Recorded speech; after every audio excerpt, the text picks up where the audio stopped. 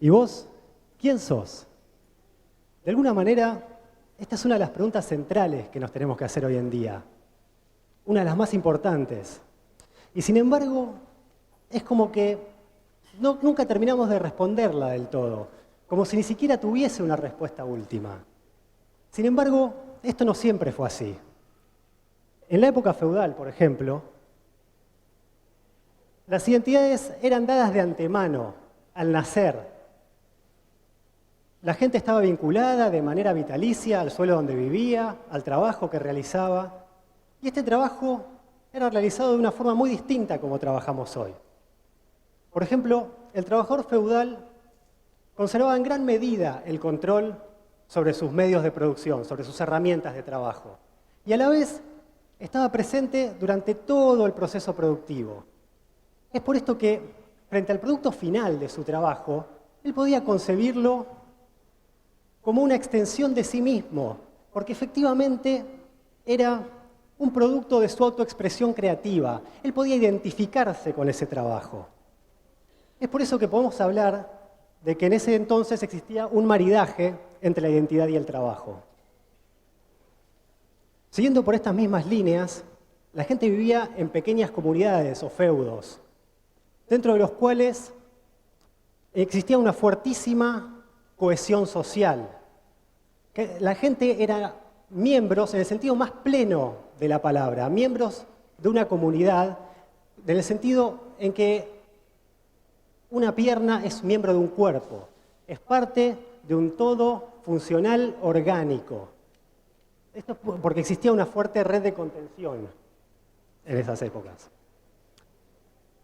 En contrapartida, actualmente, lo primero que pierde el trabajador actual es la certeza de tierra y trabajo, que fuese alguna vez el consuelo del trabajador medieval. Hoy en día ya no estamos vinculados de manera vitalicia al suelo donde vivimos, muchísimo menos al trabajo que realizamos. Pensemos que en el mejor de los casos este depende de un contrato que puede romperse en cualquier momento. Por otro lado, el trabajador actual solo está presente en un determinado momento puntual de ese proceso productivo. Y esto lo que hace es quitarle al trabajo sus elementos, sus cualidades más humanas, más creativas, más individuales. Era Daniel Escobar. Durante los años 80 él trabajó para Renault Argentina. Durante ese tiempo, él ajustó más de 9 millones de tornillos. Ahora, si yo les preguntara a ustedes, bueno, ¿y en cuál, o en cuáles, o en cuántos de esos más de 9 millones de tornillos está él? Bueno, la respuesta es fácil, en ninguna. El trabajo se ha vuelto anónimo. Pensemos en cuánto del trabajo que hacemos hoy en día arrojaría exactamente el mismo resultado si lo hiciera otra persona. Por esto que se ha roto el antiguo maridaje. Entonces, el individuo actual ya no está ligado de manera permanente al suelo donde vive, no se identifica con el producto de su trabajo, ni con su trabajo tampoco. Tampoco está demasiado ligado, porque ya no vivimos en feudos, no está muy ligado a su comunidad. Ya somos anónimos los unos con los otros, no tenemos deberes los unos para con los otros. Entonces, esto redunda en un fuerte sentimiento de extrañamiento, de alienación, de desorientación en el sujeto moderno. Por esto que la identidad se convierte por primera vez en la historia, y esto no tiene precedentes en la historia de la humanidad, la identidad se convierte en algo a ser buscado, ya no nos es dada de antemano, se convierte en algo a ser conquistado, algo a ser trabajado.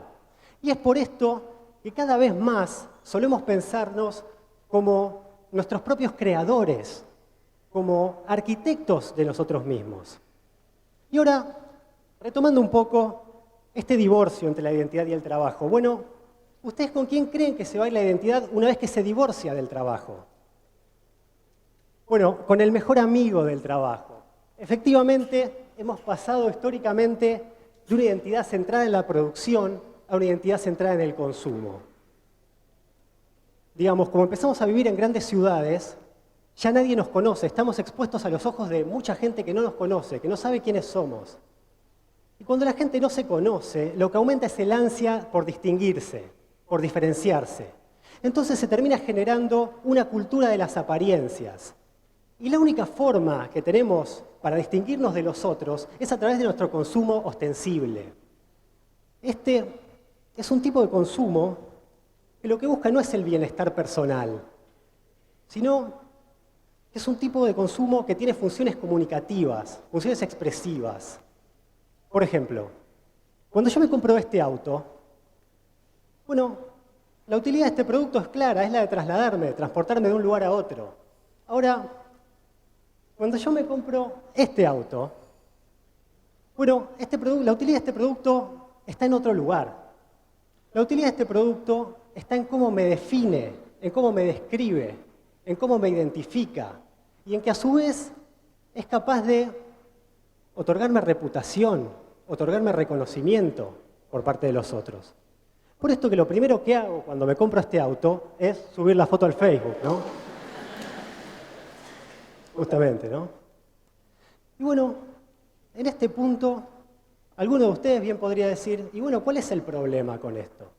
Hemos pasado históricamente de una identidad centrada en la producción a una identidad centrada en el consumo. ¿Qué problema hay? Bueno, en primer lugar, es que esta cultura de las apariencias termina generando un mercado de identidades preestablecidas, en las cuales todo lo que queda en nuestras manos como sujetos activos es decidir dentro de un menú que ya está ahí afuera. Esto plantea una dinámica del tener para ser, del consumir para pertenecer. Y nos deja acá.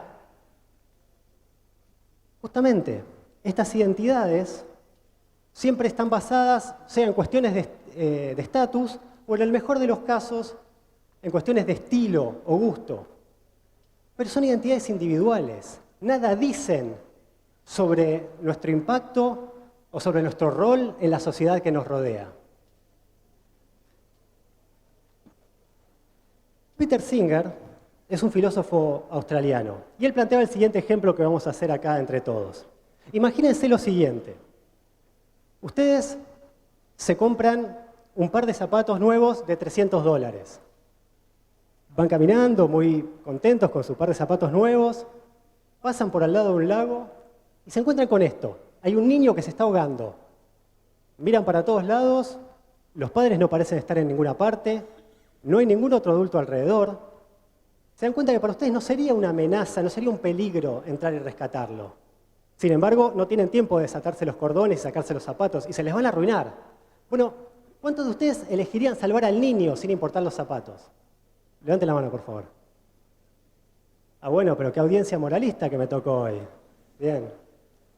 Bueno, verán que Peter Singer se encontraba con la misma respuesta. Y frente a esto él siempre retrucaba, bueno, entonces, ¿por qué a la hora de consumir elegís comprarte los zapatos en lugar de donar ese dinero a una institución que con eso podría salvar la vida de incluso de más de un niño? Por esto que lo que quiero invitar es a la posibilidad de repensar el consumo en términos de impacto social y también en términos de costo de oportunidad, de qué es lo que dejamos de consumir cuando efectivamente consumimos lo que consumimos, y que en este mismo sentido repensemos a qué tipo de consumo ajeno es que vamos a otorgarle nuestro reconocimiento.